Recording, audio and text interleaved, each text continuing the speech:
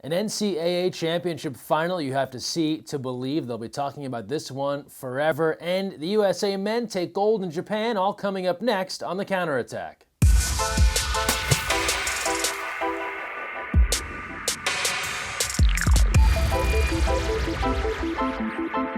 Hi everybody, Greg Mescall here. Thanks for joining us on The Counterattack. We jump right in with this past weekend and the NCAA championship final in women's water polo. By now, you know the final result. USC, national champs, perfect season, intact. But we don't get tired of seeing how that game ended. Let's go to the highlights. UCLA's Speaker Aquatic Center playing host, and you had two of the best in women's water polo going at it. Stanford, defending champs, looking for 3 in a row. USC trying to cap the perfect season and go 26-0. How would it play out? We start things off in the first quarter. Stefania Haralabides getting the opportunity on a penalty shot, and the lefty sharpshooter does not miss from there. She puts the women of Troy ahead 1-0. USC cruising early. They go to the center. Brigitte Games, she's able to power it home for a 3-1 lead. But hang on, Stanford didn't become NCAA champ 4 times in the last 5 years without figuring out how to come back. Madison Berggren ties things here at 3 on the power play strike.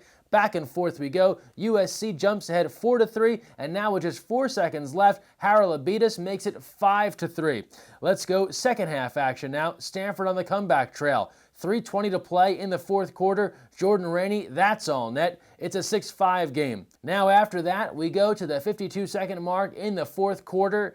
One of the captains on this SC team, Brianna DeBow, she scores it, putting the women of Troy up 7-5. That should be enough, right? NCAA title secure?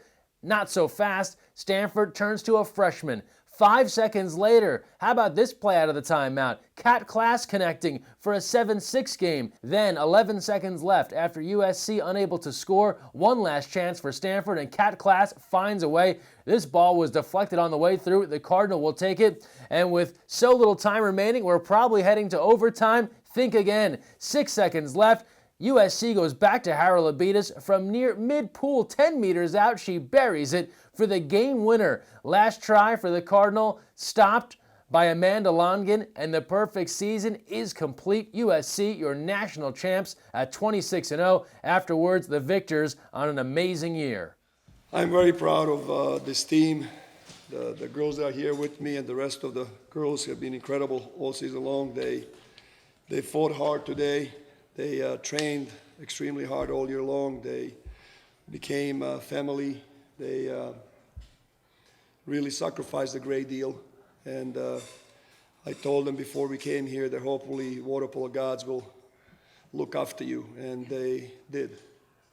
Well, what happened today and winning a national championship with my sisters, like I told you, I was going to start crying. I did. And I hugged my sisters and I said I love them and I'm really like to have them. And it was an amazing feeling, and I don't want to ever lose it. So I'm going to work twice as hard next year. Now we go to the third place game. I can't promise the heroics of that first place game, but it was a pretty good one. Michigan taking on UCLA. Early on, all Bruins. Up 2-0, make it 3-0. Alexis Angerman scoring on the power play strike here in the second, but now the Wolverines start to chip away. After Amy Ridge scored, Caroline Anderson would connect on the power play and then do it again here at the 2:35 mark in the third. We're all tied at 3. Now the very next possession for UCLA, Catino Award finalist Mackenzie Barr scores it 4-3. More third quarter action. They go back to Angerman, who came into the postseason with only 2 goals on the year. She had 3 in this game. This is the third, making it 5-3. Into the fourth quarter now, Michigan trying to rally. Anderson on the dish this time goes to Kelly Martin, making it 5-4 with 2:08 to play. But the rest of the way, the UCLA defense doing the job. The senior Alex Musselman closing the door on the Wolverines. One of her crucial 8 saves on the day. And the Bruins hang on. They take third place, winning 5-4 over Michigan. Now, before we stop the NCAA coverage, we have to go back to Friday. One of the best finishes in recent memory, of course, until the national title game. Michigan, Arizona State coming down to the wire. Check out this final play and an amazing game winner from Allison Skaggs. Anderson puts it up over the top, right in front. Rycroft takes it away. Still a battle, right in front, shoveled in. Michigan goes ahead with 4 seconds left. Allison Skaggs with the huge goal. 1 second left. They put it up, they won't get a shot off, and Michigan hangs on.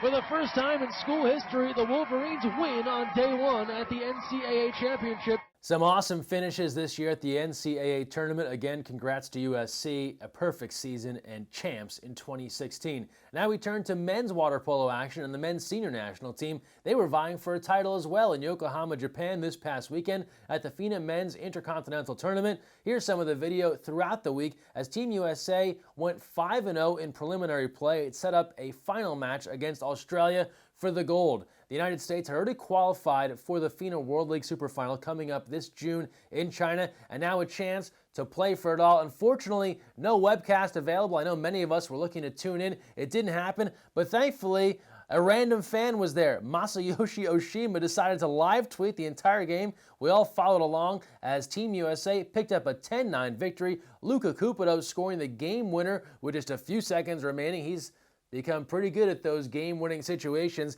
and the United States all smiles as they celebrate gold. They will return to the United States now and gear up for a big weekend of water polo. You know the deal. National team games on tap this weekend. It starts Friday in Claremont. Haldeman Pool playing host for USA and Australia on the men's side. And then Sunday, the huge doubleheader at USC. All the action starts at 1 p.m. Pacific. Live coverage on NBC Sports Network as the USA men take on Australia, followed by the USA women versus Australia. Then fast forward to next week, 2 more women's water polo games. Tuesday night in Fresno, USA and Australia, and then we close it out Thursday in Irvine at Beckman High School, USA women versus Australia. Tickets for all of those matches available right now at usawaterpolo.org. Make sure you get a chance to see Team USA on the road to Rio right here in the United States. And what will they be wearing when they get to Rio? Well, announced this week from Turbo, the official Olympic team uniforms for the USA men's and women's water polo squads. Thanks to our models here, KK Clark and Cami Craig on the women's side, John Mann, Josh Samuels on the men's side. You can't get too crazy with Olympic uniforms. There's some rules and regulations, but a bit of a new look here on both the men's and women's suits. You'll notice in some of these designs, 13 stars around the American flag. What does that stand for? Well, 13 athletes will make the Olympic team, and so they're represented there with stars on everyone's uniforms. Nice looking stuff from Turbo. Can't wait to see these suits in the water in Brazil this summer. Speaking of Team USA, we flash back to this past weekend and the NCAA championships and Adam Krikorian. How are they connected? Well, Coach K used to be a college water polo coach, had some decent success at UCLA, to put it mildly, but he was on hand to be honored as the World Water Polo Coaches Association Coach of the Year for 2015. So a nice moment here at halftime of one of the matches over the weekend. Coach getting honored for a heck of a year from the USA women last year, 41-6, all the gold medals, world champs, Pan Ams, and another honor for Coach Krikorian. Now let's turn our attention to high school water polo. 2 states crowning their champs, Missouri and Tennessee. We start first in Missouri, where a dynasty continues to roll along. You don't have a state championship many years without including St. Louis University High School. They did it again in 2016.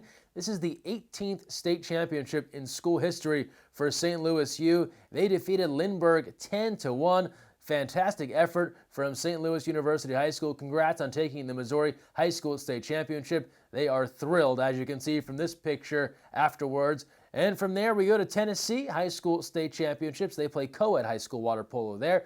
Congrats to St. George's. They topped St. Benedict for the state championship. More great high school water polo action on the way, as we'll be checking in on states around the country. Don't forget, if you win a state championship, please take a picture, get everyone together, take a photo, tweet it out, share with us at USAWP, and we'll share it right here on the Counterattack. We want to share the best of what you're doing, especially in high school water polo. And now we go to age group water polo. The Great Lakes Zone League had their championships over the weekend. Let's look at the results. Congrats to the champs here in the 14U age division. It was Tiger taking first, followed by Wolverine, and then Epic. And then into the 18s, both boys and girls competition. On the girls' side, Moose from Ohio, they take first place, followed by Epic, and then Columbus. And then on the 18 boys, Tiger from Pittsburgh winning the championship, followed by Moose and Epic. And we're lucky enough to have some footage here. This is the game winner from the championship match. Tiger taking it on this buzzer beater. And Look at that ref. That's St. Francis head coach Pat Beamer in the mix. Congrats to Tiger on winning the Great Lakes Zone League champion. Congratulations to all of our Great Lakes Zone League winners. And now we close things out as we do every week with our social media send-off, the best of water polo on the internet. We want to see more of what you're sharing. Use the hashtag counterattack and make sure to tag us at USAWP on Twitter, Facebook, Instagram. We'll share it right here on the show. We started off, as we often do, with Flop Friday, and just when you think Team USA has done the best they can do or this whole thing has jumped the shark, it hasn't. Sami Hill sharing this on Twitter, the long distance Flop Friday, going over the lap lane. Impressive stuff from Team USA. From there, John Mann, who knew he had so many fans in Japan? They were able to come over and meet with John Mann, get an autograph. Fun stuff there via Instagram. Excel Sports on Instagram, they took some time to hang out with the USA women's team, and we always know that a lot of stuff happens under the water in water polo, but they showed you some of the under the water action and some of the treading going on around the goal. From there, Dirter Dude on Instagram, just a bunch of guys having fun, cheering on some water polo. Always good to see people enjoying themselves watching a water polo game. Team USA water polo watching Team USA volleyball, thanks to the Ash Johnson on Twitter. Water polo checking out some volleyball. I wonder if there's any similarities between the two games. Lots of celebrating on both sides. Now to Courtney Mathewson on Twitter, and look at all these trading cards. Courtney is the real deal. That's what happens when you're on a trading card, and she had to sign a whole bunch of these for some upcoming promotional packs, sharing that via her Twitter account. Now we go back to Japan, Water Polo Australia. This is through the NBC Olympics Twitter account. Some Aussie athletes treading, but also holding up chairs makes things a bit more difficult.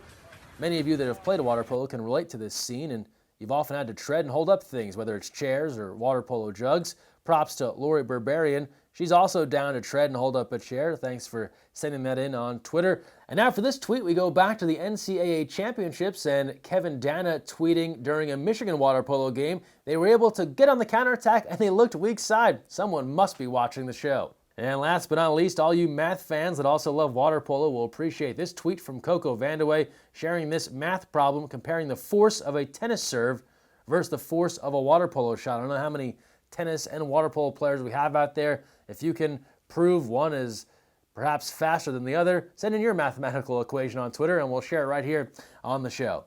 Well, we appreciate all the best of the internet. Thanks to those who shared their tweets and Instagrams using the hashtag counterattack and tweeting at us. We love showing off the best of water polo on the World Wide Web. That's going to do it for this week's episode. Thanks for watching, and don't forget when you're on the counterattack, look weak side.